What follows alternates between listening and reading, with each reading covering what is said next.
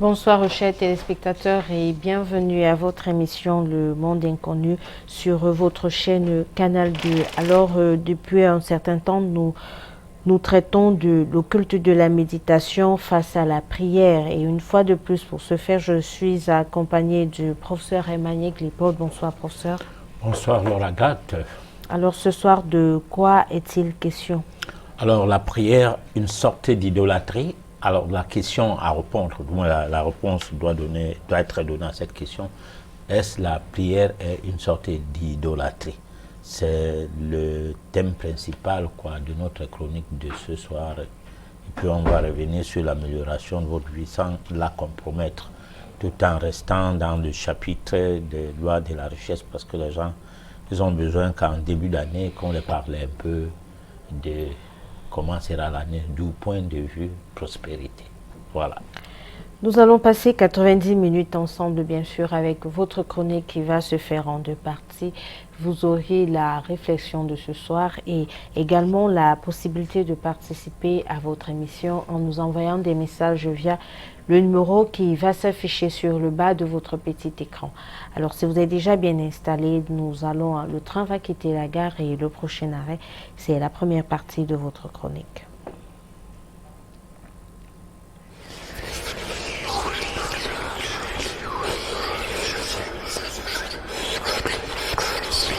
Le culte de la méditation face à la prière, 10e partie. La prière, une sorte d'idolâtrie. À vrai dire, c'est la manière dont votre existence est parvenue à l'essence vitale qui importe dans le processus de votre vie. Le point de départ de ce processus commence bel et bien au moment où vous avez reçu le souffle de vie. Nous savons que c'est à la naissance que toute la mystique existentielle s'opère et après quoi?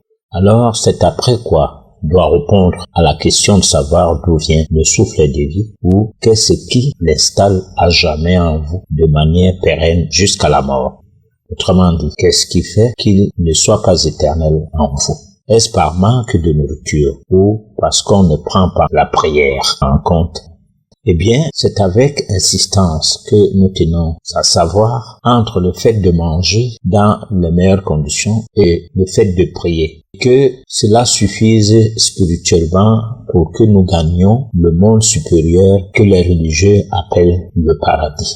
Nous tenons quand même qu'il soit compris qu'il y a des faits qui ne trompent pas. L'observation et l'expérimentation de tels faits peut bien donner la chance à ce que l'homme comprenne qu'il n'est pas que physique, mais un personnage mythique de l'essor du microcosme. Il est donc spirituel et subtil par essence et à peine physique. Malheureusement, c'est de par cette double nature, son côté occulte, que ses atouts superstitieux prennent le dessus régulièrement sur lui.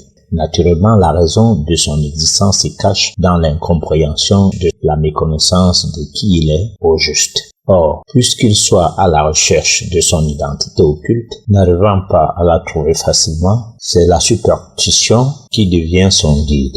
Mais elle va lui dérober de son instinct inné pour le peu qu'il soit en contact avec un certain environnement sans âme et sans esprit.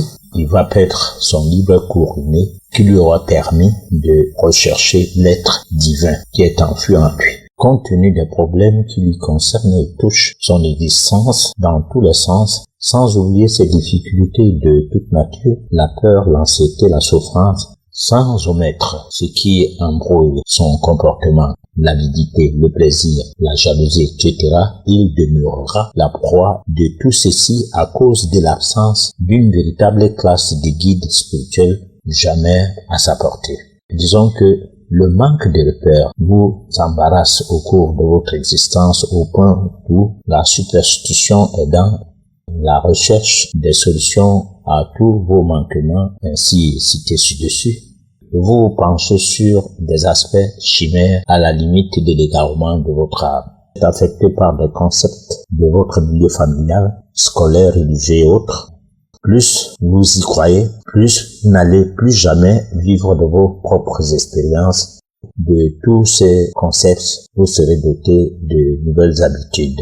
Le caractère spirituel d'hier, s'identifiant en une sorte d'idolâtrie basée sur des objets et autres reliques venant de vos ancêtres, va tomber dans les oubliettes au profit des concepts d'idolâtrie basés sur la prière et ou d'autres formes de pratiques de magie noire sur un fond d'invocation. Dans ce modernisme idolâtrique, on y associe toujours des objets comme par le passé. Malheureusement, on ne réalise pas que tout ceci ne permet pas à l'homme de retrouver son éveil spirituel. Au résultat, on serait en droit de conclure que les églises, en règle générale, seraient des mouvements qui facilitent l'adoration des idoles par subtilité, car elles essayent par ricochet d'y identifier l'être suprême, le Créateur. Pardon. Professeur, ce soir, vous parlez de la prière et de l'idolâtrie. Comment est-ce que vous entendez l'idolâtrie?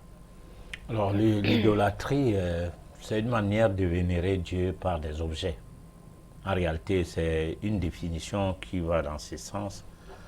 Et des objets lesquels remplacent Dieu en tant que tel. C'est-à-dire, si on peut dire que la baguette là, c'est Dieu. Parce que lorsqu'on peut dire que la baguette, c'est quelque chose qui m'accompagne dans mon quotidien, au cours de ma vie, ça ne veut pas dire que j'en fais un Dieu. Mais si j'utilise ça comme un outil qui représente Dieu pour moi, ou bien par lequel je reconnais l'existence de Dieu, là c'est l'idolâtrie, en quelque sorte. Alors maintenant, la prière aussi, c'est quelque chose de subtil, du moins, comment on peut appeler ça? Parce que la prière a une entité. Ça a une entité parce que c'est des mots. Parce que chaque mot a une force. Puisque chaque lettre représente un symbole. Et chaque symbole a une énergie. L'ensemble des mots constitue une force. Alors, souvent, on a les mêmes mots compris tout le temps.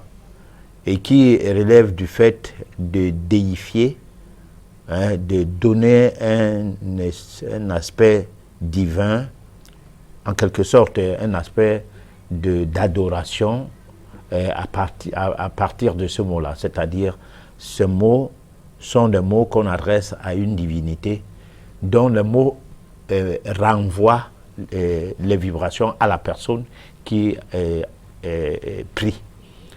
Résultat, il y a une situation de construction d'une matrice subtile, d'une matrice du moins imaginaire à partir de ces mots. Parce que, en fait, il y a la pensée, il y a la parole, il y a les actes. Il y a ces trois aspects qui constituent la psychologie de l'homme. Et à partir de là, lorsqu'on prie, on a déjà fabriqué quelque chose. C'est quelque chose-là, c'est ce qu'on peut considérer comme l'idole. Voilà. Alors, je pense, je sous-entends que ici vous faites allusion à la prière classique. Qu'en est-il de cette prière force dont vous nous aviez parlé il y a quelques éditions? Alors, la prière force, c'est que les mots renvoient à la création d'une matrice dans l'astral. Et là, la prière ne se passe pas de la même manière. Je le disais à cette période-là, que la prière n'était pas comme pour honorer un Dieu, comme pour déifier une entité, comme pour demander, mais ça se passe comme des récits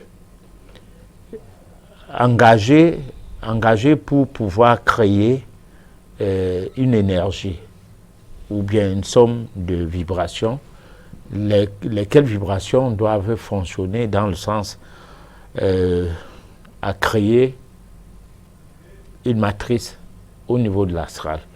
Bon, donc, disons, on construit donc sa cathédrale au niveau de l'astral dans laquelle on y entre et pour y retrouver recueillement.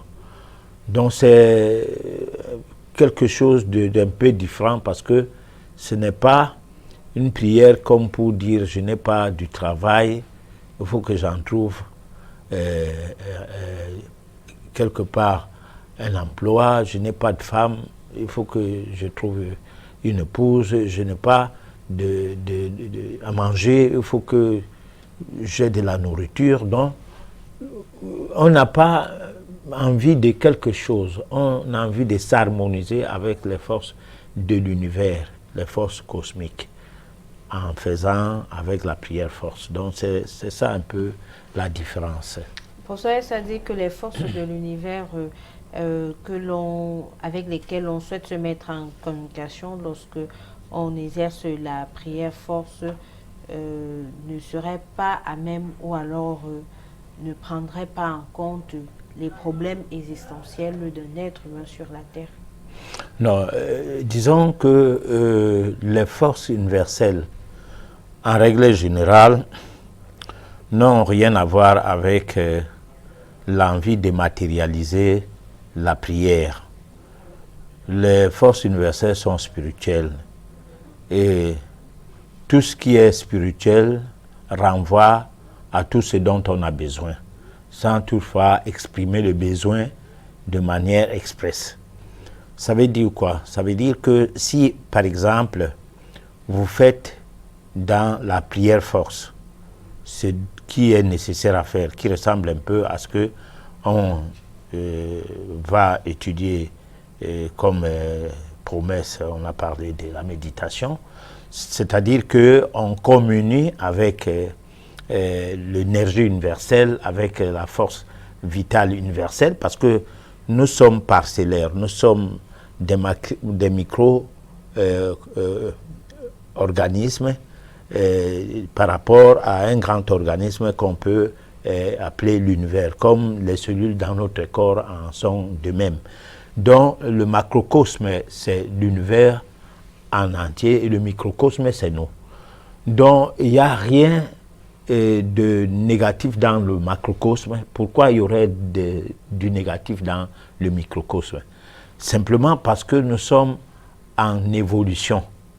Nous partons de l'état embryonnaire vers l'état d'un corps de la gloire. Donc nous partons de l'état de corps béant qui fait en sorte que la carcasse qui est le corps humain domine sur l'âme et l'esprit. C'est-à-dire que apparemment, nous n'avons pas connaissance de l'existence de l'âme lorsque nous vivons au quotidien. Et lorsque nous allons même prier, c'est-à-dire lorsque nous sommes en phase avec les églises, lorsque nous sommes en phase, c'est-à-dire lorsque nous faisons partie d'une église, nous faisons partie d'une obédience religieuse, nous n'avons pas, nous mettons pas l'accent sur notre âme. C'est-à-dire que la prière n'a rien à voir avec l'âme, à voir avec Dieu. Alors que dans le cadre de la prière force, on forge à ce que l'âme prenne le dessus sur la carcasse qu'est le corps, comme le chauffeur d'un véhicule devrait prendre le dessus sur le véhicule, auquel cas il ne va pas se retrouver lorsqu'il faut freiner, il ne va pas se retrouver lorsqu'il faut tourner à droite ou à gauche, il ne va pas se retrouver lorsque il doit décider de poser un acte par rapport au véhicule. Le véhicule va lui imposer son rythme. Parce qu'en fait, le corps humain, le corps physique impose le rythme à l'âme. Le corps physique s'intéresse aux besoins, du moins aux désirs, pas aux besoins. C'est-à-dire que les désirs ont le dessus sur nos besoins. Et c'est ce qui fait donc prier. Nous prions pour trouver du travail. Parce que le désir de travailler, nous prions pour trouver notre vie sentimentale, pour que ça soit meilleur. Nous prions pour avoir de l'argent. Nous prions pour être bien sur la terre. hein, pour la prospérité, pour le bonheur. Mais notre bonheur n'est pas un bonheur spirituel, c'est un bonheur matériel.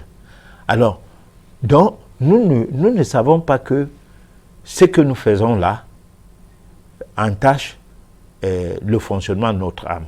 Parce que l'âme n'existe pas lorsque nous parlons prière. Donc, dans ces cas, la prière devient quelque chose qui ne se matérialise pas en tant que tel. Mais c'est par la prière que notre existence dépend. Hein? Notre existence dépend de la prière. C'est par la prière que notre existence part vers Dieu. Donc, notre existence dépend finalement de la prière et non de Dieu. Parce que sans la prière, nous pensons que Dieu ne s'occuperait pas de nous. Comme pour dire ce qu'on essayait de dire à la chronique, comme pour dire qu'on a deux choses essentielles pour pérenniser notre vie, manger et prier. Alors, ce qui veut dire que nous sommes devenus tous des moines. Bon, je ne sais pas comment vivent les moines, mais on nous fait dire qu'ils passent toute leur journée à prier. Bon, ils sont nourris par l'esprit parce que parfois ils font des mois sans manger. Mais est-ce qu'ils le font pour rien? Peut-être qu'ils le font parce qu'ils prennent acte que l'âme peut être au-dessus du corps. Donc, ils peuvent rester sans manger puisqu'ils nourrissent leur âme et l'âme va soutenir le corps. Donc, la chose se passe à l'inverse. Mais ce n'est pas le cas dans les prières classiques que nous rencontrons dans des obédiences religieuses. Parce que ces prières-là sont des prières où on mange bien, hein, on devient gros même pendant les périodes de jeûne, on engraisse, on s'engraisse de nourriture, on est en bon point plus qu'on ne l'était avant parce que c'est la bonne période pour le monde, c'est-à-dire tout le monde essaie de se donner le coup en disant, bon, celui qui n'a pas peut venir manger ici. Et là, on peut aller de maison en maison pour manger. Quand l'heure de repas commence, vous mangez chez X, vous mangez encore chez Y et tout, vous vous rassasiez, même si vous n'avez pas de nourriture habituellement, pendant cette période de jeûne, vous engraissez. Voilà. Alors, pour ça, à qui s'adresse la prière classique et à qui s'adresse la prière force? Alors, la prière classique s'adresse à la croyance aveugle ou à la foi qui est mise par rapport à cette croyance. Parce que la foi, tout le monde sait que c'est la foi qui tient et tous ceux qui croient en Dieu dans des obédiences religieuses. C'est grâce à la foi, donc c'est l'espérance. Bon, cette espérance-là, ça permet de faire fonctionner la croyance. Voilà. Maintenant, la prière force ne considère pas l'adresse à produire vers quelque chose. Je dis ça construit plutôt une force.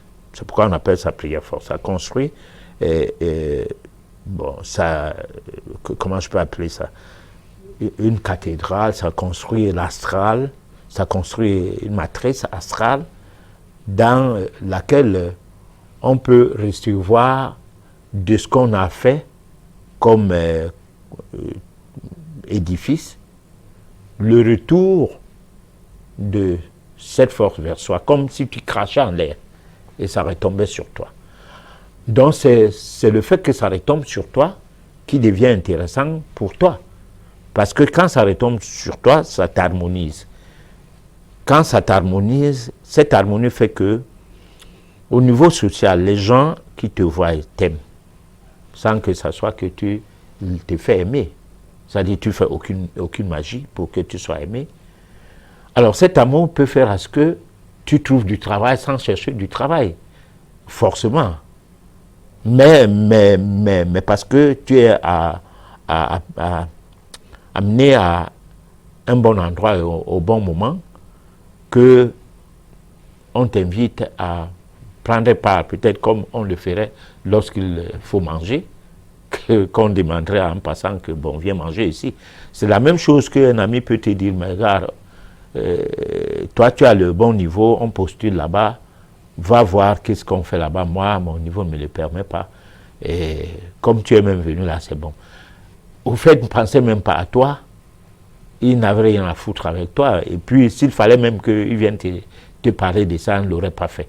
Mais instantanément, ta présence, tes vibrations et tout vont provoquer un mécanisme qui fait que lui, qui n'aurait jamais pu t'appeler pour pouvoir te proposer une offre du genre, est en train de le faire, peut-être même regrettablement, mais pas regrettablement, parce que tu vois, tellement tu dégages une harmonie qui fait en sorte que, une énergie harmonique qui fait en sorte que on ne regrette même pas de t'avoir rendu service. Et ça, c'est à partir de cette prière force. La prière force n'a rien à voir avec la prière. C'est un ensemble de comportements qui construit cette force-là. Ce n'est pas les mots seulement. Parce que j'ai dit, il y a les mots, il y a la pensée, il y a les actes. Alors, les mots, on les prononce. La pensée, elle est laquelle? Parce que celui qui pense à trouver du travail, et celui qui ne pense pas à trouver du travail, qui pense à harmoniser sa vie, pour qu'il soit utile à sa collectivité, ou qu'il soit utile dans cet univers, qu'il apporte quelque chose d'utile, de positif, qu'il soit bien envers son prochain, est différent de celui qui prie égoïstement pour ses désirs. Parce que si tu pries pour trouver du travail, par exemple à X endroit, qu'est-ce qui prouve que à cet endroit-là, les vibrations de cet endroit sont bien pour toi? Tu ne sais pas, peut-être que quand tu vas travailler là, tu vas avoir plus de problèmes dans ta vie que tu ne le savais. Mais que tu te mettes dans la tête qu'il faille absolument travailler à cet endroit, on se retrouve dans un registre de je ne sais pas quoi. C'est comme des gens qui vont voir des marabouts pour pouvoir avoir un poste de comptabilité dans une entreprise. Et là, dans cette entreprise, tu travailles, il faut que le comptable meure. Tu ne vas pas l'empoisonner alors pour mourir.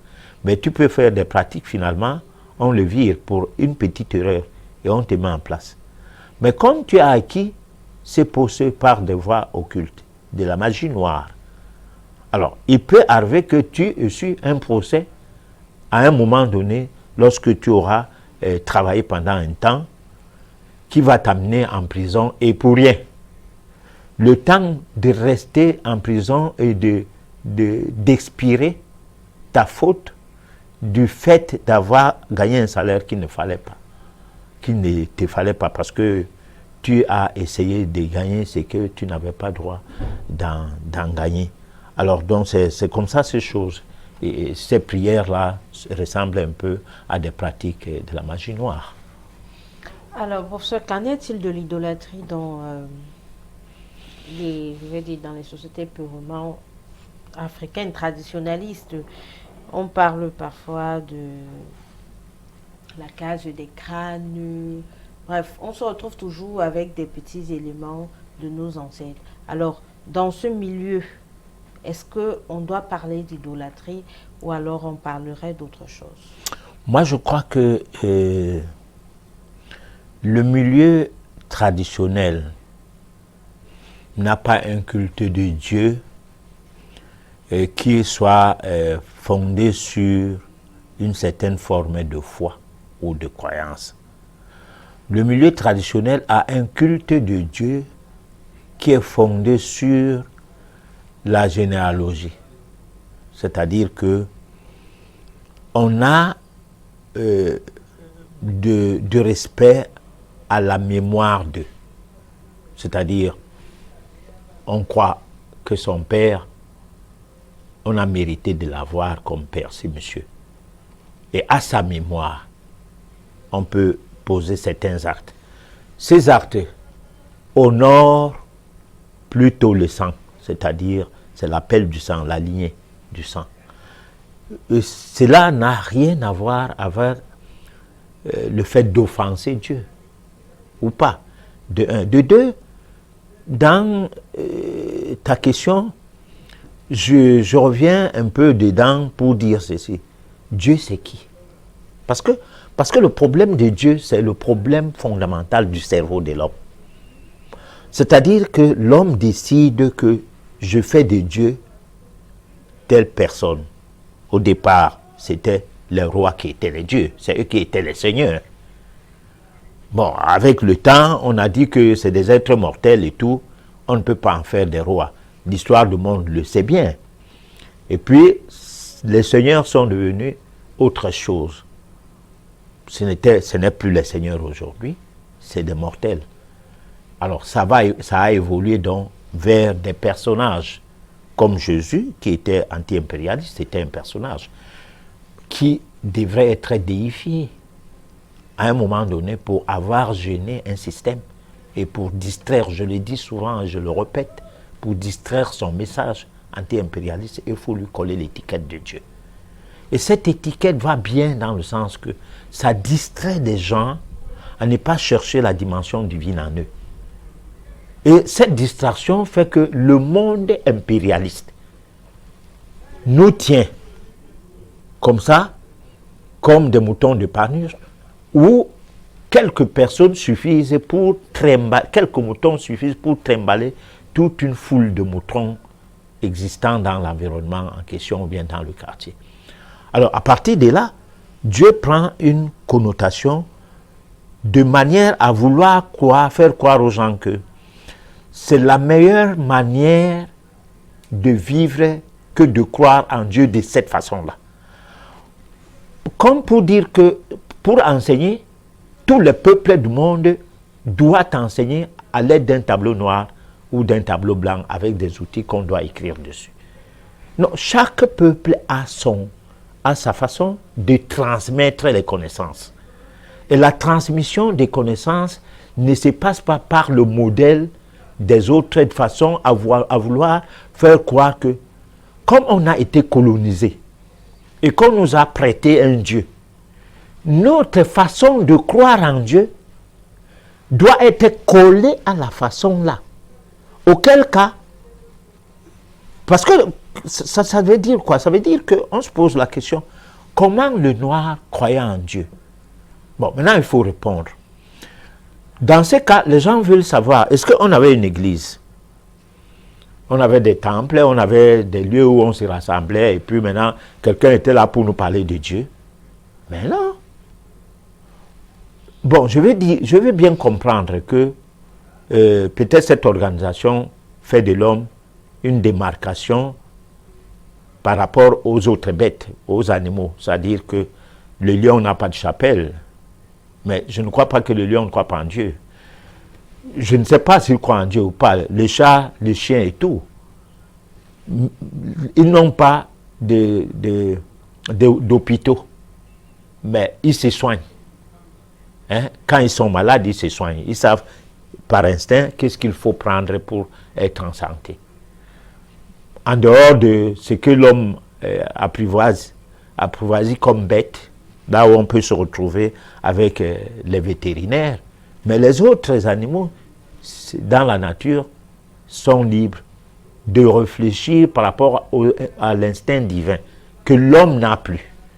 Et c'est cet instinct-là qui fait que ce qu'on a concordé sur la base d'un certain enseignement, soit une théologie, soit n'importe quoi, doit être le modèle universel, lequel modèle, si on n'est pas dans une certaine forme de suivisme par rapport à ces modèles-là, c'est que la compréhension même de ce que tu es en train de dire ou bien de ce que tu es en train de faire ne s'établit pas.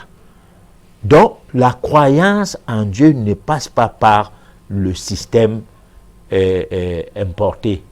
Chaque peuple a sa façon de croire en Dieu.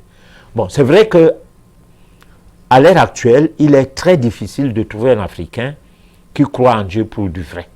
Parce que ce soit des patriarches, ils sont des anciens de l'Église.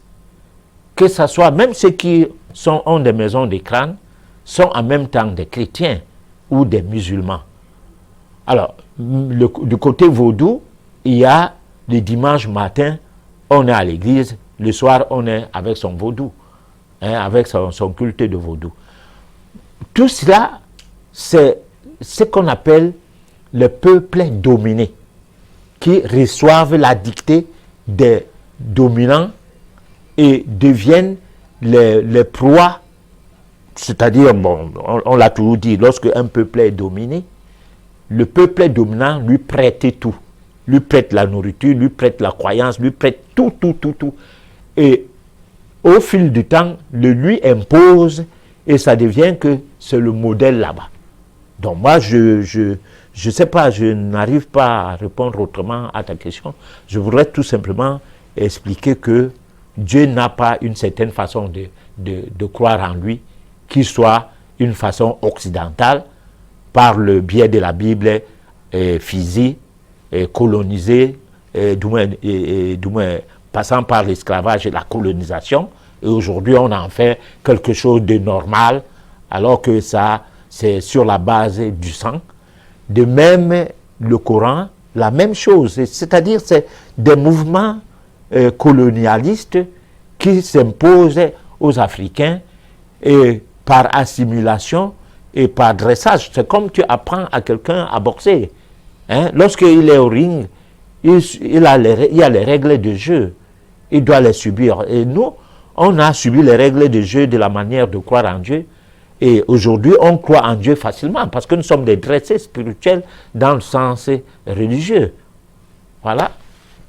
Alors, pour ça, si vous dites que à chaque peuple sa façon de croire en Dieu, ça veut dire quelque part, ça vous a dit quelque part que la façon dont, en fait, la manière, l'apport des colons, c'est leur façon à eux de croire en Dieu. Oui. Alors, si c'est leur façon de croire en Dieu, est-ce qu'on pourrait donc taxer leur façon d'être peut-être idolâtre ou bien de n'être pas suffisamment conçu pour pouvoir permettre à l'homme d'atteindre son élévation? Très bonne question. Alors, j'ai répondu oui vite pour que ta question continue. Le colon ne croit pas en Dieu. Sois sérieux. Les gens qui ont tué Jésus, c'est l'impérialisme qui a tué Jésus. Ils ont pris le message de Jésus, transporté ça partout, sans que ça ne soit valable chez eux. Parce que quand on est croyant en Dieu, on est protecteur. Quand on croit en Dieu, quand un peuple est au-dessus des autres peuples, par la croyance en Dieu, ce peuple-là devient un peuple protecteur. Ce peuple n'utilise pas des armes, ne va pas en guerre contre les autochtones par rapport aux matières premières. C'est un peuple au-dessus de l'autre. Si jamais ce peuple a vu Dieu avant, si ce peuple s'est vanté avoir un message de Dieu porteur, c'est-à-dire que, parce que le problème de la colonisation avec les obédiences religieuses, c'est que ce peuple-là est venu nous enseigner Dieu. Mais comment les peuples qui viennent enseigner Dieu à d'autres peuples le font dans le brigandage, dans la barbarie et dans bien des choses qui sont antipathiques à l'amour de Dieu? C'est ça la question. Donc ce n'est pas la croyance en Dieu, c'est la distraction qui se passe par du fait que pendant que vous fermez les yeux pour prier, parce que vous êtes protestant, le message passe d'un coin à l'autre pour que telle chose qu'on a déposée là-bas ou telle histoire de matière première qui est là-bas, qu'on puisse. Pendant que vous vous agenouillez et vous faites votre dévotion devant un monsieur qui est debout, bon, qui a allumé l'encens et les bougies, il prend le dessus sur vous. Parce que vous êtes venu vous prosterner. Il prend le dessus sur vous. Et ce dessus-là est occulte. Ce n'est pas un dessus simple. Donc on doit comprendre bien le départ de tout. Parce qu'aujourd'hui, c'est devenu une affaire banale. Où bon, on croit que c'est normal. Bon, où il y a des émissions qui parlaient de Dieu d'une certaine manière où les gens se présentent comme les hommes de Dieu. Bon, de quel droit il se passe pour les hommes de Dieu? Mais du droit du fait que c'est leur Dieu qu'ils ont véhiculé, qu'ils ont fabriqué et qu'ils représentent. Alors maintenant, le Dieu même, c'est qui? Personne ne peut nous dire, surtout les gens de ces milieux-là. Résultat, est-ce que les peuples qui n'ont donc pas Dieu, prenons par exemple les Européens, ils n'ont même pas Dieu. Tous les dieux viennent de l'Asie. Hein? Jésus était un Asiatique, même s'il était du Moyen-Orient. Bouddha était un Asiatique. Et Zoroastre, ça dit tous les dieux des pestes, tous ces dieux-là étaient du Moyen-Orient. De l'Occident, on ne connaît aucun dieu. Parce que les histoires des Grecs, là, avec les dieux des Grecs, comment on l'appelait encore, et puis Jupiter, je ne sais pas quoi, tout cela. Ça c'était les mythes. Mais ce n'était pas des gens qui avaient des messages tels qu'on peut les individualiser et dire que ces messages-là avaient une portée sur une certaine forme d'évangélisation. Voilà. Donc, des gens qui n'avaient pas Dieu. C'est eux qui ont fait le code des Noirs, où il fallait dire comment baptiser les gens, comment faire ceci, et les esclaves, quoi. Hein? Le code de noir qui voulait dire noir veut dire, c'est-à-dire le synonyme de noir voulait dire en même temps l'esclave. Bon, tout cela. Donc ce n'était pas un peuple de gens qui ont grandi spirituellement et qui trouvent en des autres peuples des enfants qu'il faut absolument protéger, les conduire. Non, c'était l'endormissement pour pouvoir nous esclavagiser, pour pouvoir nous coloniser plus tard. Et nous néocoloniser aujourd'hui, c'est nous-mêmes qui prêtons le flanc en applaudissant un certain Dieu chaque dimanche et en grand nombre. Et dans cette histoire, les choses se passent telles que, en réalité, les gens sont dans le chômage, les gens ont des problèmes, des difficultés de la vie et tout. Alors ça les distrait. Au lieu de prendre conscience que, mais attends, au fait, notre vie, ça veut dire quoi? Non, ils sont là. Et puis cette distraction-là rend service aux États. Parce que, en réalité, lorsque les gens sont désœuvrés, il faut qu'ils aillent quelque part que de devenir des agressifs. Puisqu'il n'y a pas d'autre modèle pour pouvoir contenir les gens désœuvrés que de passer par ce genre de culte. C'est ça. Alors, professeur, en parlant des prières tout à l'heure, vous aviez dit que la prière force, elle donnait naissance, ou alors elle créait une matrice dans l'astral qui, à un moment donné, renvoyait ses vibrations sur le créateur, entre guillemets, donc celui-là qui a... La prière classique, quant à elle, donnait juste naissance à une matrice subtile. À une adoration de quelque chose qui devient finalement l'idole. Si on va sur le postulat selon lequel tout est vibration et même égrégore, est-ce que à un moment la matrice que crée, alors la matrice qui est créée par la prière classique, ne serait pas à un moment chargée de vibration? Je prends un exemple. Les musulmans, par exemple, les musulmans prient à la même heure, tous les jours. Est-ce qu'à un moment, le fait de faire la même chose à la même heure, à un grand nombre de personnes fait la même chose à la même heure, ça ne pourrait pas créer des vibrations assez fortes au point où il y ait aussi un renvoi de la matrice qui naît suite à ces prières? On dit qu'une dent fait pourrir la bouche. La prière en groupe est même plus grave, est plus difficile que la prière individuelle. Je m'explique. Lorsqu'on fait une chaîne de magie, là je parle métaphysique, lorsqu'on construit une chaîne de magie magique, on ne doit pas dépasser 3 personnes. Parce que 3 personnes se contrôlent facilement.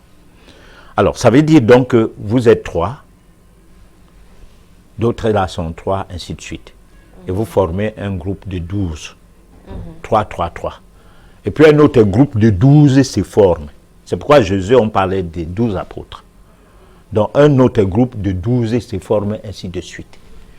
Alors maintenant, là, vous aviez des travaux que vous faites par groupe de 3. Et dans le groupe de 3, par exemple, si on dit qu'on ne mange pas, c'est facile de savoir que parmi nous 3, quelqu'un a triché. Mais si vous êtes déjà 12 du coup, on ne saura pas qui a triché. Pas facilement. Bon, donc, pour créer une matrice, lorsqu'on forme une chaîne de magie, parce que les groupes de prière sont des groupes qui devraient déplacer les montagnes.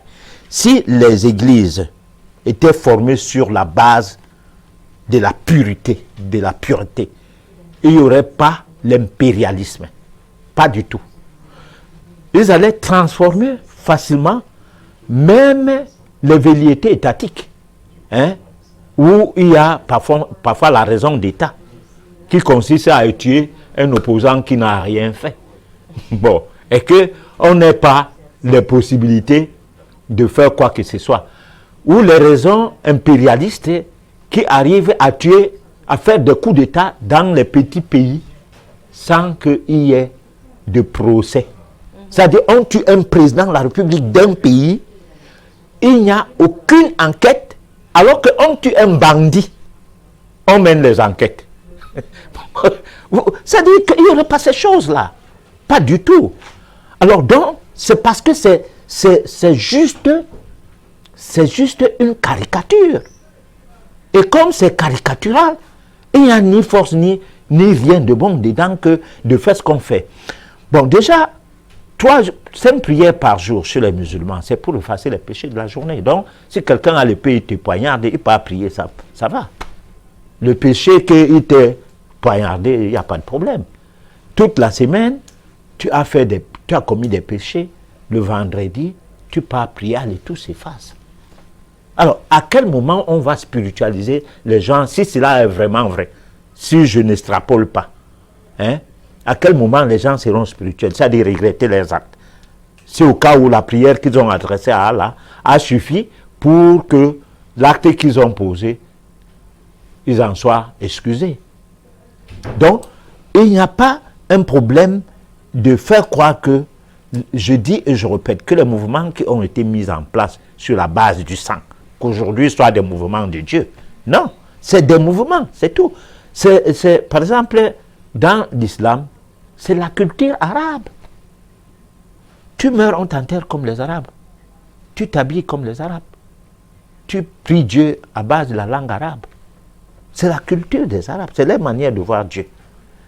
Chez les Occidentaux, comme eux, ils n'ont pas Dieu, ils ont pris les choses partout, où ils sont concordés.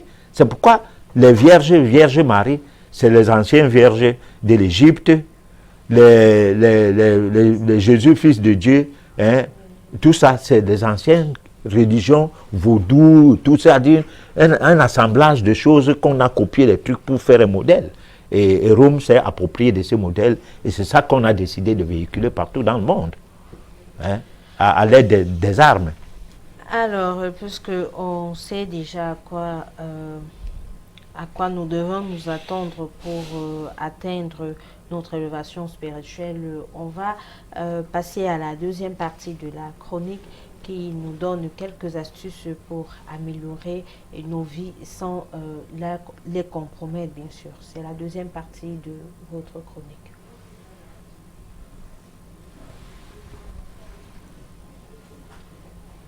Les lois de la richesse. Améliorer votre vie sans la compromettre. Tous nous sommes à même de nous projeter au tréfonds de l'être suprême pour une élévation spirituelle, c'est-à-dire améliorer notre vie sans la compromettre. Vous devez tout commencer sur vous-même. Procédez par le fait de vous ébranler jusqu'au tréfonds de votre être intérieur. Pour y arriver, 3 règles primaires sous forme d'un véritable triangle équilatéral de la création doivent être respectées. Le pardon, la pensée positive, la confiance en soi. Le pardon, certainement, c'est la première décision à prendre pour sortir de tout blocage. Il y a lieu de reconsidérer les fautes commises envers autrui, hommes, bêtes, nature, etc. Le pardon est un remède magique pour n'importe quelle faute. De la transgression des lois de la nature aux fautes commises que d'aucuns appelleraient péché, il n'y a qu'un impact vibratoire comparable à la boue dans un tuyau, notre corps par exemple. Tant que cette boue y reste, l'eau ne circulera point normalement. C'est pour cela que même si vous ignorez ce que c'est que le mal, par moment, vous reconnaissez quand même que des fois, il vous arrive à offenser votre prochain et que nul n'est parfait. Autrement dit, il serait mieux que vous puissiez aller à la rencontre d'une personne à qui vous avez causé du tort, lui demander pardon en lui promettant de ne plus recommencer. N'oubliez pas que parfois tout va bien dans votre vie et qu'à un moment donné, rien ne marche. Soit parce qu'il s'agit d'un tort reçu d'un ennemi coriace, soit parce que vous avez contacté une dette karmique que vous devez rembourser en ce moment précis. Cela peut vous arriver pour avoir passé du temps à duper autrui, à tricher, à voler, à commettre des actes peu orthodoxes. Alors, après un temps, votre être intérieur se verra obstrué et votre vie va glisser dans toutes sortes de maladies classiques occultes et elle ira d'échec en échec dans tous vos projets. Bref, rien ne pourra plus marcher. Eh bien, tant que vos dettes karmiques resteront insolvables, votre vie, quoi que vous fassiez, demeurera sans issue. La pensée positive. Elle commence par le fait d'aimer le travail pour gagner sa vie. On ne peut arriver à être au-dessus des autres qu'à travers votre désir de mettre votre capacité à travailler plus sans aucune tricherie. Il ne s'agit pas de 20 mots ou d'un sourire qui s'octroyerait pour se faire voir, mais un acharnement contre vous-même à se surpasser sans aucun esprit de rivalité ou de comparaison à quoi que ce soit. Mais vivre sous un enthousiasme que vous allez considérer comme étant votre puissant moteur de réussite. Parce que vous avez foi à ce que vous faites, faites-le avec toutes vos forces, en vous y mettant à fond et même avec toute votre âme, que vous parviendrez à devenir un modèle pour les autres dont vous allez forcer l'admiration. C'est de cette manière que vous serez au-dessus des autres. Sinon, personne ne peut être au-dessus des autres par le biais des simples biens matériels. Toutefois, il faut noter que cette catégorie des biens demeurera jamais des objets éphémères. Ce n'est qu'en travaillant d'arrache-pied que l'univers ou la nature œuvre pour vous, en vue de vous satisfaire dans vos besoins. Vous parliez du pardon et de la pensée positive.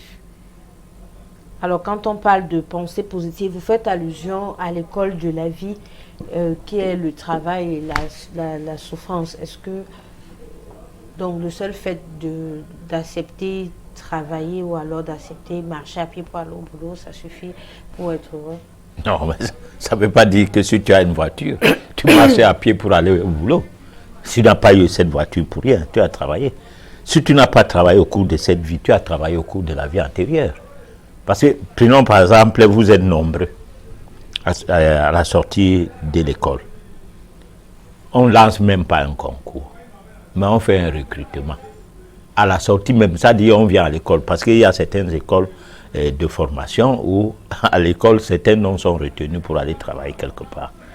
Et parmi les gens qui sont retenus, vous en êtes un. Et là, directement, votre premier poste, on vous donne une voiture et une maison. Cette maison est bien équipée. Vous n'avez besoin d'acheter rien du tout dedans. Il y a les clims, il y a les ventilateurs, il y a tout. La salle de séjour est bien équipée avec des fauteuils, pas possible. Vous êtes dans une barrière et il y a même un gardien et puis on vous donne même un chien si vous avez besoin du chien. Vous avez le chat pour qu'aucune souris ne passe par là. Vous avez tout à la sortie et puis vous n'êtes même pas vieux. Vous avez à peine peut-être 22 ans, 24 ans. Bon, alors maintenant, est-ce que c'est compromettant d'aller au travail avec ta voiture? Bon, parce que 6 mois après, vous êtes devenu un bon chauffeur puisqu'on vous met même à l'auto-école. Vous commencez même par utiliser la voiture avant de bien travailler à votre service parce que tous les jours, vous partez d'abord à l'auto-école. Puisque votre poste de travail nécessite absolument que vous ayez cette voiture-là et que vous conduisez ça vous-même, sans avoir besoin d'un chauffeur. Puisqu'il risque de vous perdre le temps lorsqu'il faut faire certaines courses concernant le travail. Donc vous avez tous les nécessaires matériels dès sortie de l'école. Alors, est-ce que vous avez trop plié pour avoir ça? Non. C'est comme une personne qui est grand détail et qui obtient un poste de basketteur juste de par sa taille. Et là, maintenant, on l'entraîne, devient très efficace. Un autre, parce qu'il est petit détail, il a un autre, quelque chose d'autre qui l'attend, ainsi de suite. Mais maintenant, il y a des gens qui ont tous les atouts pour obtenir les mêmes chances, les mêmes avantages dans la vie, ils n'en ont pas. Parce qu'ils ont eu à faire des réserves au cours des vies antérieures. Parce qu'il ne serait pas juste que Dieu, qu'on dit qu'il est amour, soit si, disons, partage le gâteau de la vie de cette manière-là, au point où on se pose la question, est-ce que Dieu aime vraiment, finalement, sa créature? Est-ce qu'il les a créés, il a créé les gens pour les voir souffrir? Est-ce qu'il est sadique? Ça, des questions se poseraient. Mais comme ces questions-là, on nous a appris à ne pas se les poser, parce qu'il y a les petits mots, ne pas blasphémer. Alors, ces mots-là sonnent tellement que tu penses même que c'est Dieu qui a dit ça, tout de suite là. Ça dit que quelqu'un dit, tu es en train de blasphémer. Tu sens comment la peur vient même en toi en disant, ah, comme il a dit ça, Dieu a entendu. Ah non, il faut que je m'arrange. Non. Je pense que les biens matériels ne sont pas simples, font partie de l'héritage d'un homme du bien. Parce que même ceux qui tuent pour avoir des immeubles, qui refusent de payer les salaires aux gens, qui vendent les leurs dans le con ou les femmes là, mais ils ont le mérite d'avoir ces choses-là. C'est pourquoi ils en ont. Je m'explique. Parce que vous serez deux à aller vendre quelqu'un, on va vous donner le même argent. Mais toi, tu n'auras pas des biens comme l'autre. Tout comme dans le cas de quelqu'un qui a eu tout. Un bon salaire, une maison, tout, des voitures. À la fin, au soir de sa vie, lorsqu'il est retraité, il n'est pas forcément celui qui est bien par rapport à ceux qu'il avait laissé marcher à pied à la sortie de l'école, qui se sont mis dans les brouettes, dans les pousses, dans le vélo, et qu'ils ont construit leur vie dans la souffrance. Ils ont dû s'organiser et aujourd'hui, matériellement, même sont mieux que ceux-là qui ont eu aussi la facilité. Donc, tout ça, ça va dans tous les sens. Maintenant, il faut savoir, est-ce qu'on satisfait les désirs lorsqu'on fait ceci ou on satisfait les besoins?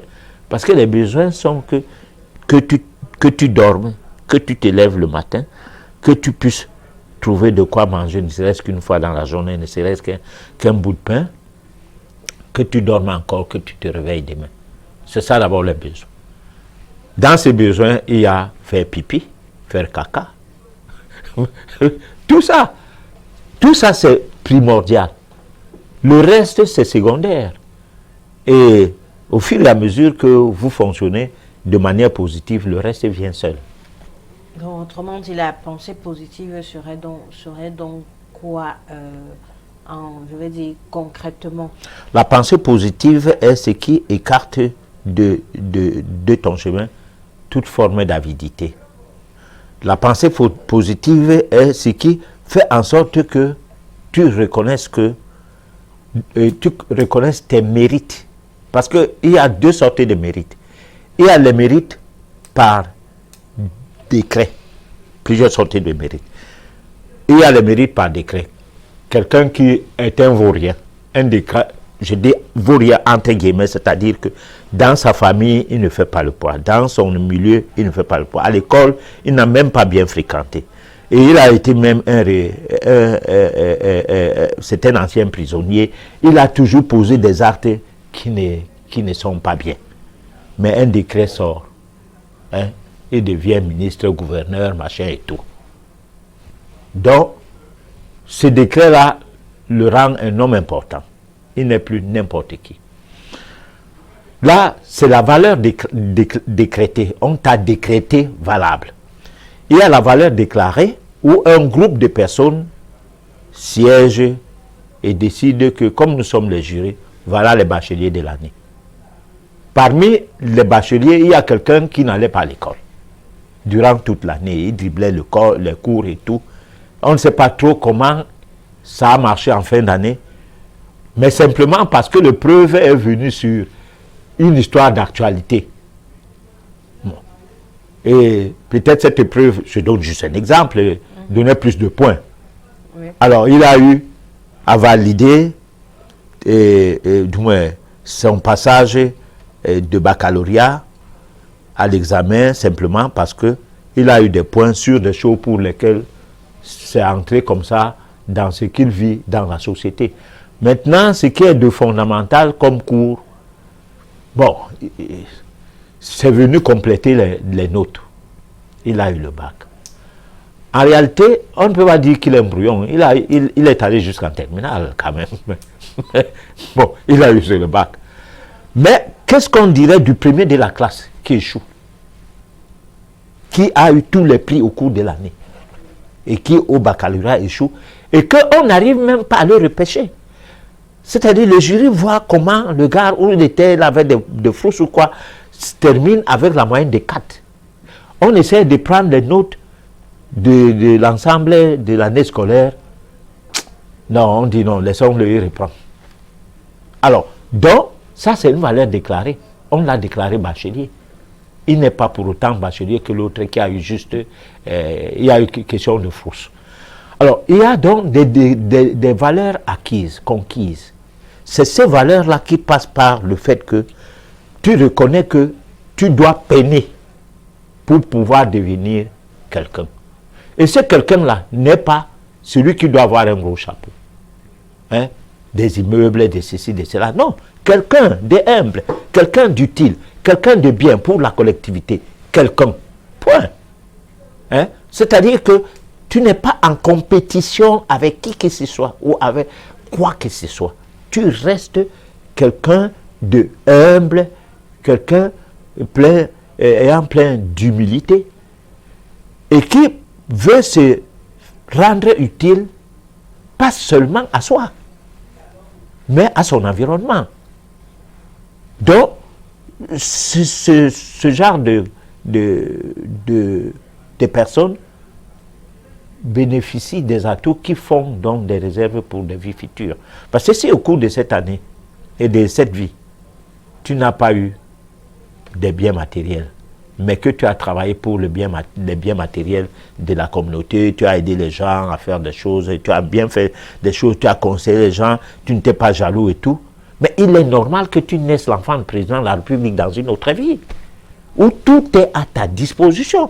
Parce que, qu'est-ce qu'il y a à voir quelqu'un à l'hôpital, une femme accouchée d'un enfant alors qu'il n'y a même pas de layette, et à côté, un autre bébé né, où on donne pour cadeau une Mercedes à sa maman, avec tout ce qu'il y a comme bien pour accompagner le bébé, de l'enfant jusqu'à, de l'état de bébé jusqu'à son enfance. Ça dit tout, une maison, tout. Donc on promet à la fille que si tu me fais le bébé, tu vas voir. Hein? Et ce bébé-là est quel genre de bébé qui dépasse l'autre bébé qui, à côté, à peine né, commence à souffrir de la chaleur, les moustiques et tout. Alors donc, il y a un problème de récompense, de quelque chose. Qu'est-ce que Dieu récompense à celui-ci? qui passe d'abord même par une mère qui, quelque part, a pris le mari d'autrui. Voilà, c'est ça. Et qu'en est-il du pardon, professeur? Alors, le pardon, c'est quelque chose de très compliqué parce que, bon, on essaie d'expliquer que lorsque tu vis, pardonner, c'est quelque chose de très compliqué. Mais pardonner commence par le fait que même quand tu as tort, il faut accepter que, non, même quand tu as raison, il faut accepter que l'autre qui a tort, qu'il ait raison. Parce que par moment, ça peut faire en sorte que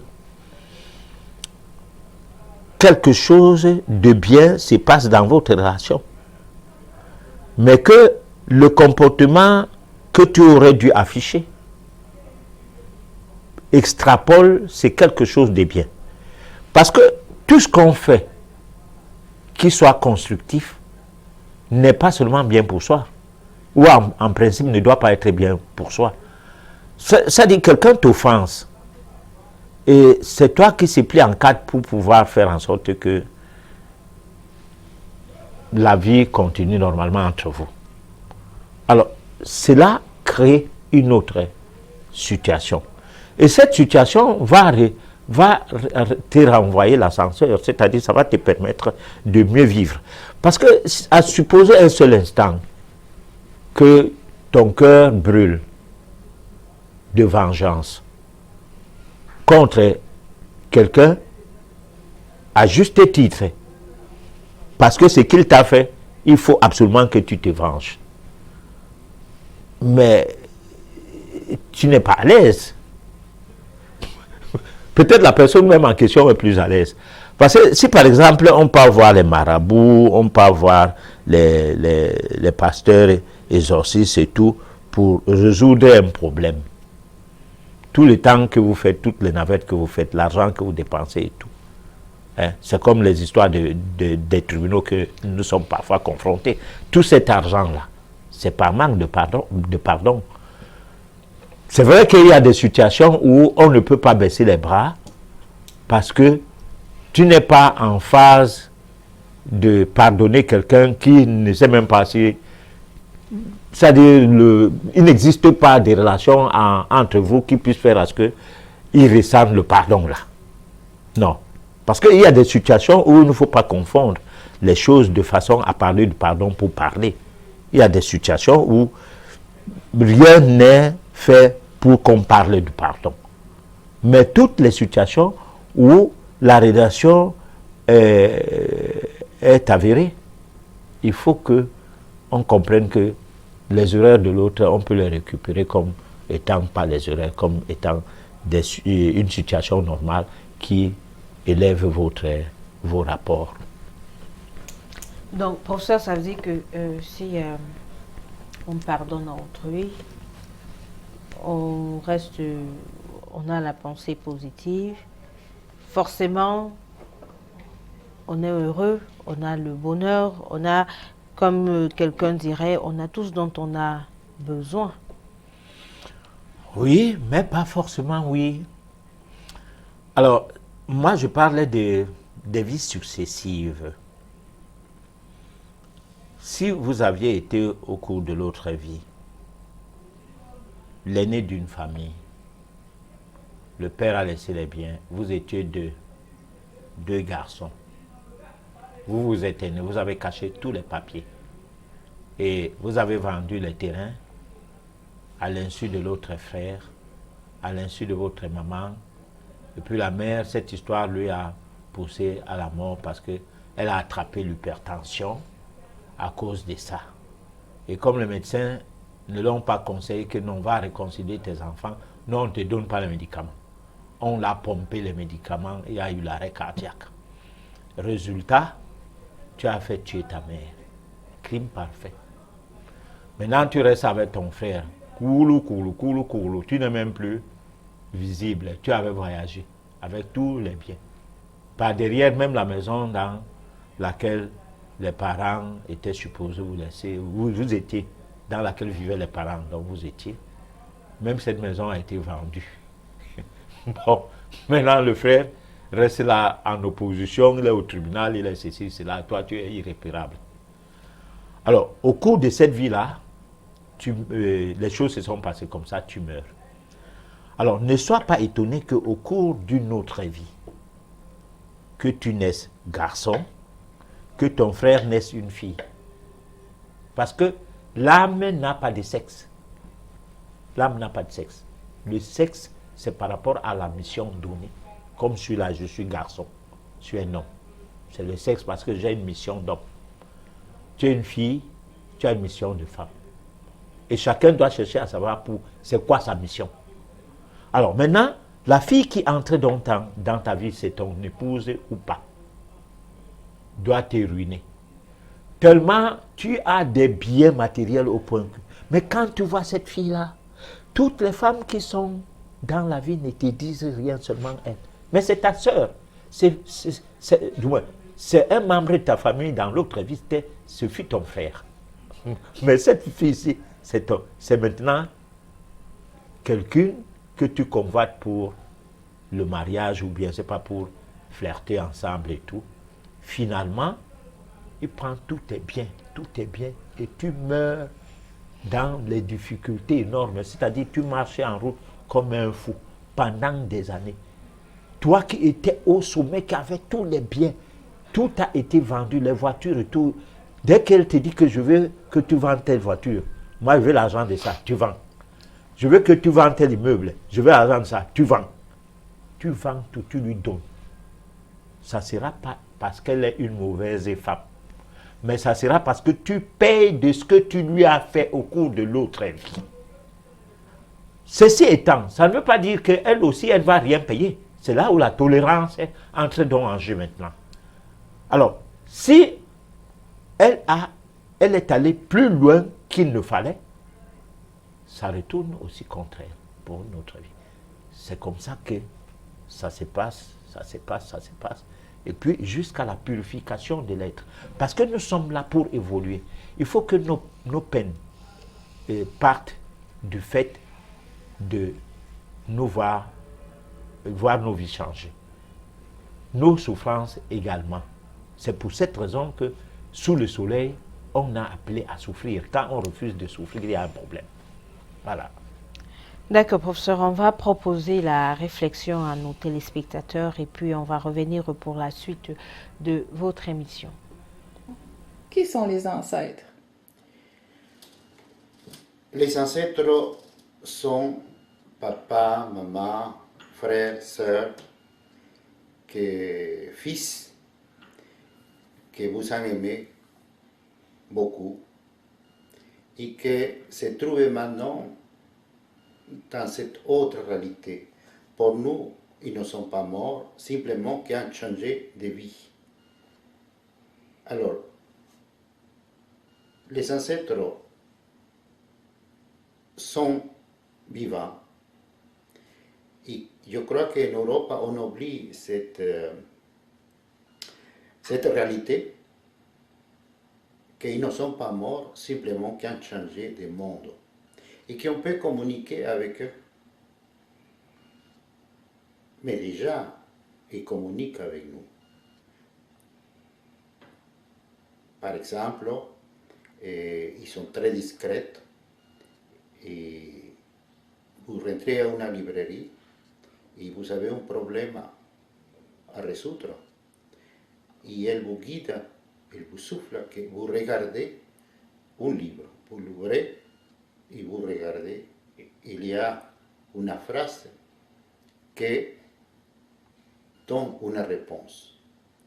Et les ancêtres travaillent de cette manière très discrètement. Mais je pensais comment présenter cet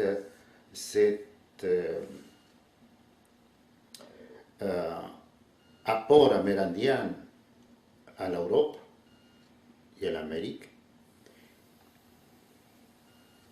Et je pensais que c'est nécessaire que les ancêtres soient contactés comme nous, les Amérindiens, on le fait, on le font. Alors, je demandais à les ancêtres, à mes ancêtres,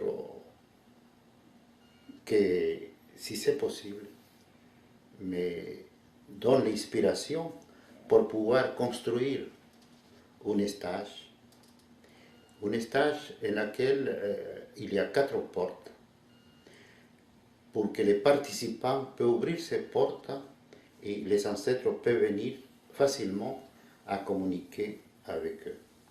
Et les participants, en même temps, peuvent poser des questions. Il y a des réponses des ancêtres. D'une manière simple, en laquelle il y a une énergie présente que c'est le silence.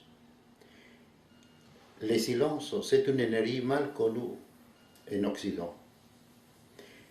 On ne peut pas être agité pour contacter les ancêtres. De manière que dans le silence, on se calme, on se relaxe, et les ancêtres facilement, avec ces 4 ports, peuvent venir à communiquer. Il ne s'agit pas d'une médiumnité ni d'autre chose. Il s'agit que vous faites l'expérience, chacun de nos participants fait l'expérience en laquelle papa, maman, frère, sœur, fils communiquent avec vous. Et c'est merveilleux pouvoir communiquer directement avec eux. Il y a tant de choses à vous dire, tant de choses à vous montrer, et en laquelle vous pouvez les demander conseil comme avant. Imaginons que vous appelez ici, du Canada, vous appelez à Paris, vous écoutez la voix, mais vous ne voyez pas la personne. Elle est loin. Et cette communication se fait comme ça. Il n'y a pas autre chose. S'écrit beaucoup de livres sur la communication, le contact avec les ancêtres, qui fait peur. Et ce qui s'agit dans cet stage, il y a un contact réel, intime, présent, vivant avec les ancêtres. L'important, c'est la simplicité de la communication en laquelle les gens expérimentent ces contacts. Voilà. Et ça, il n'y a pas d'autre chose qu'on cherche l'extraordinaire, le magique. Non, c'est simple. Le magique se trouve dans la simplicité. Il n'y a pas besoin qu'on soit médium ou channel ou je sais pas quoi pour apprendre à communiquer avec les ancêtres. Tout le monde peut le faire. Dans la tradition amérindienne, on est équipé, tous les êtres humains sont équipés pour la transmission, la télépathie, le magnétisme. Tout le monde peut faire ça. Et de manière que tout le monde peut être équipé pour communiquer avec les ancêtres. En Europe, naturellement, il y a des gens qui sont très sensibles dans son enfance et elles pratiquent. Et naturellement que c'est rapide, elles communiquent. Pendant que les autres croient que n'est pas ça, alors sont des consommateurs, des channeling ou des gens qui contactent comme ça. Mais quelquefois, les médiums ont tant de problèmes à l'intérieur que la communication est brouillée, de manière que sortent un peu de sa peur.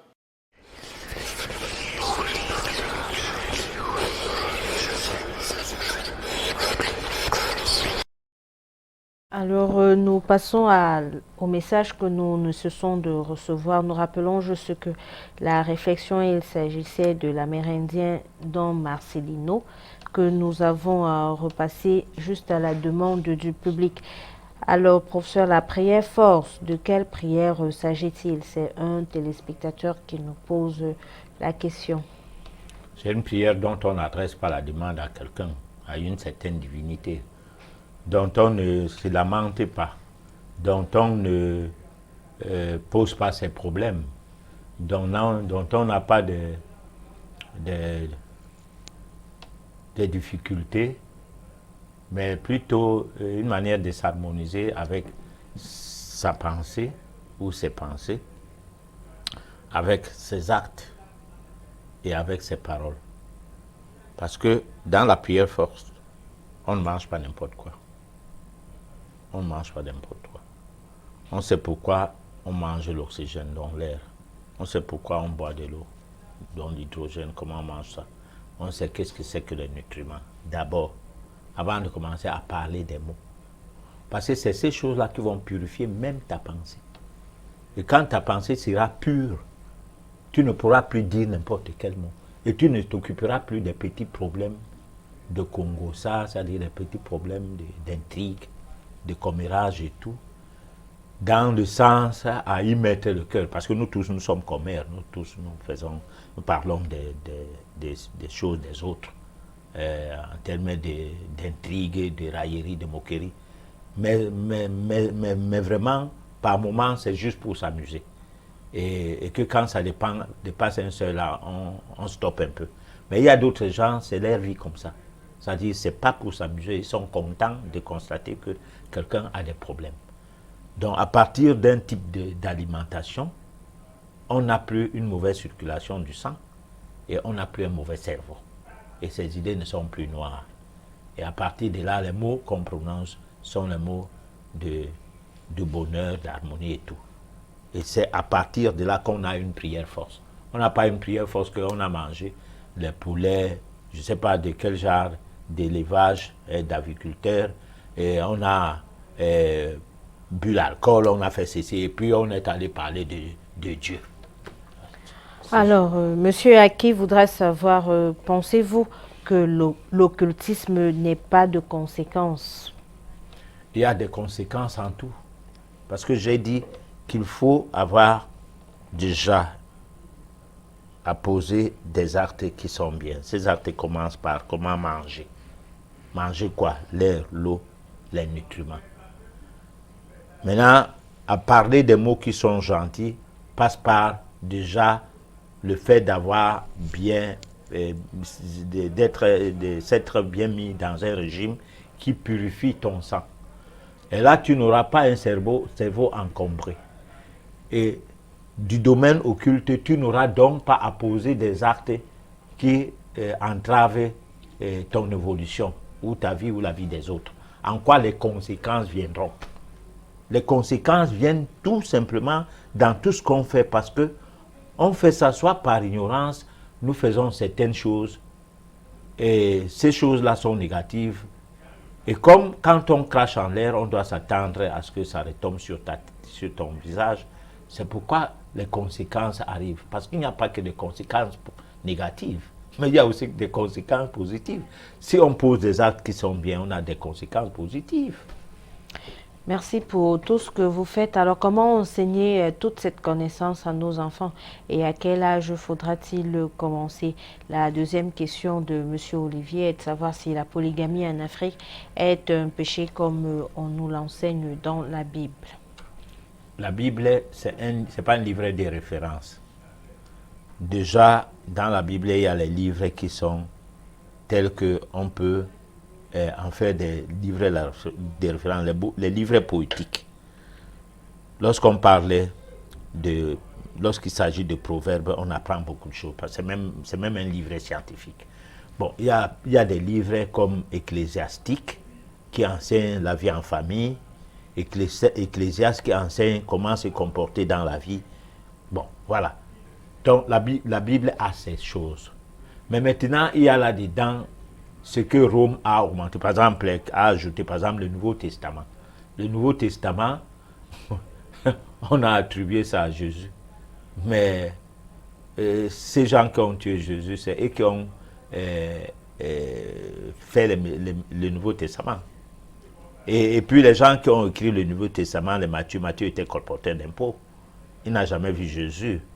Et si c'est Luc ou Marc était médecin. Bon, donc on a déversé les livres et on leur a dit, allez, faites ceci. Si bien que jusqu'à l'an 30, En fait, je ne vais pas faire l'historique parce que ça va nous prendre du temps, mais jusqu'à une certaine période, il y avait 50 livres du Nouveau Testament. Et alors, ça a été, petit à petit, c'est resté 30 livres. Aujourd'hui, je ne sais pas si c'est 26. Résultat, pourquoi on a diminué le nombre de livres du Nouveau Testament? Parce que le problème du christianisme se posait à Rome. Hein? Les gens croyaient en Jésus, mais ils n'ont même pas entendu le message de Jésus, ils n'ont même pas vu Jésus, ils ne savaient rien de Jésus. Mais ils étaient prêts à mourir pour Jésus. Et là, il fallait que tous les livres qui entassaient les difficultés de gérer les gens par les anti-Jésus, il fallait les enlever et laisser que les livres qui étaient là pour juste dire comment Jésus était le Fils de Dieu. C'est tout. Et c'est ce qui est resté. On n'a rien changé entre-temps. Voilà. Arthur voudrait savoir ce que c'est qu'un culte, à quoi sert la méditation et quelle différence fait-on entre la prière et la méditation? Alors, un culte, on en fait dans tous les peuples du monde, il y a les cultes. Il y a les cultes sataniques, comme les Occidentaux aiment bien appeler les choses. C'est-à-dire que on fait des vœux à l'endroit des forces négatives. Et ces forces-là, on les appelle les forces sataniques. Maintenant, il y a les cultes, disons, du point de vue divin, ou bien spirituel, ou quoi, c'est pas moi, où on attribue ça à Dieu. Mais il y a des cultes traditionnels, c'est-à-dire que, par exemple, si on décide que dans notre famille, on doit s'organiser sur des reliques des ancêtres, et qu'on fasse partie d'un groupe, comme on peut dire un groupe de patriarches, qui utilisent ces reliques pour en faire des cultes, les cultes pour contre la calamité, les cultes contre les malheurs de ci et de ça, les cultes pour harmoniser la société. Parce qu'en fait, le problème de ce culte, c'est le problème parce que l'homme copie plus les mauvaises choses que des bonnes choses. Alors, donc, il faut des guides spirituels qui suscitent des membres d'une communauté le veille spirituel. Donc, ces cultes-là sont donc destinés à cet éveil. C'est ce qu'on peut dire des cultes initiatiques. Avec une différence que il faut atteindre un certain niveau ou un certain âge ou être dans le milieu castique pour pouvoir faire le rituel. Que nous autres aujourd'hui, nous pensons que sans les banaliser, on peut enseigner cela sous forme de cours de métaphysique. C'est ce que nous faisons d'ailleurs au cours de cette émission.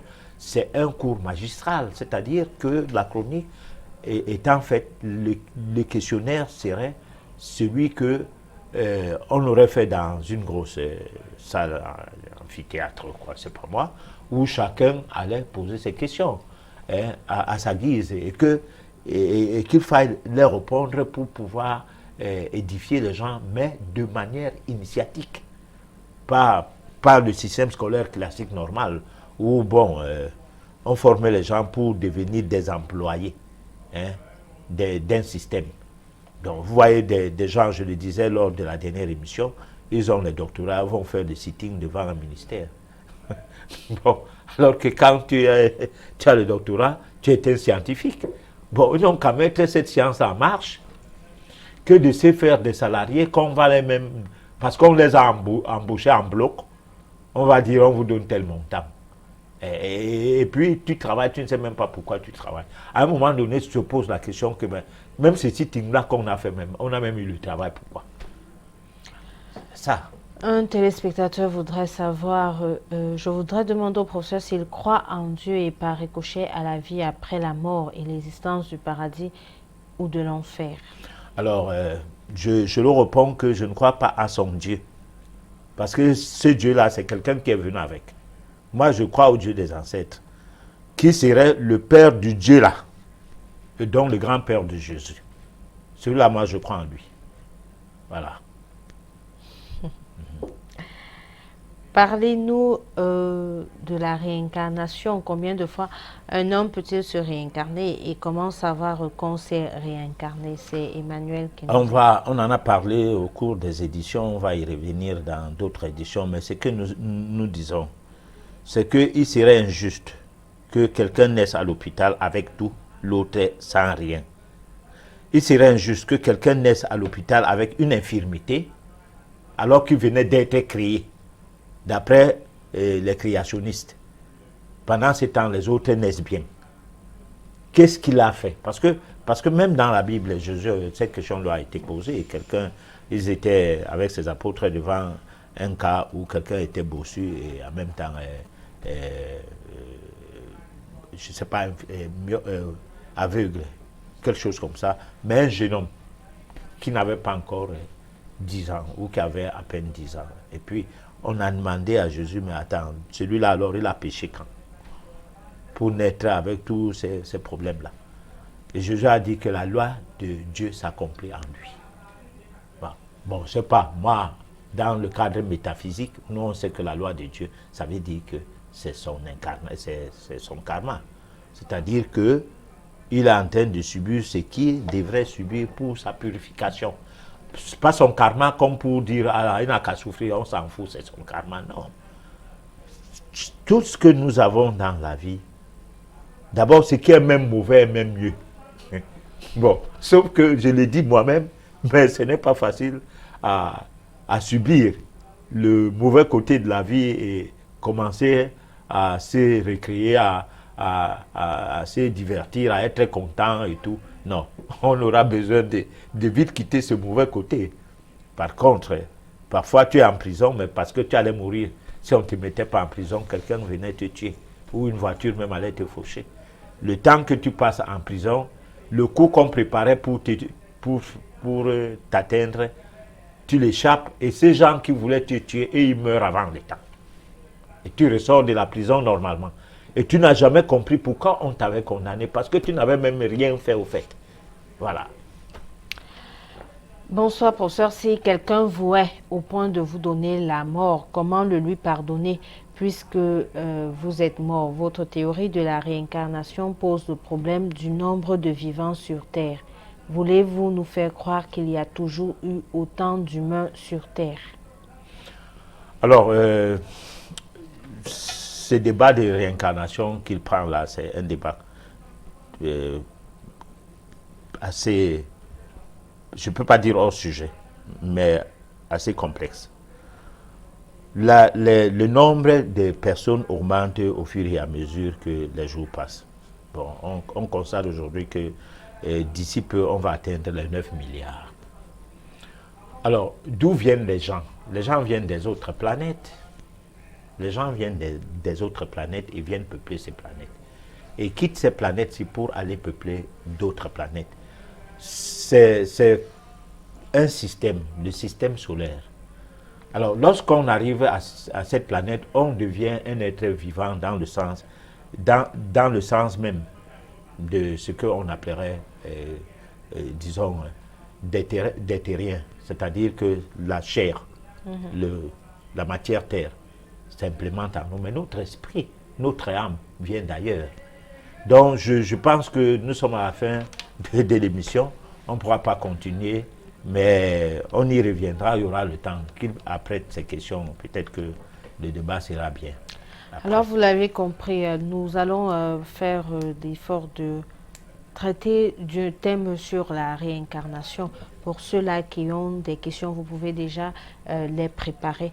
Nous sommes arrivés au terme de notre émission. Nous avions été heureux de vous savoir nombreux à nous suivre ce soir. Rassurez-vous, pour tous ceux qui nous ont envoyé les messages et qui n'ont pas eu de réponse, nous ferons le nécessaire pour que vous ayez des réponses d'ici la fin de la semaine. D'ici là, portez-vous bien et n'oubliez surtout pas que vous pouvez réécouter votre émission sur YouTube. Bonsoir et à mardi prochain.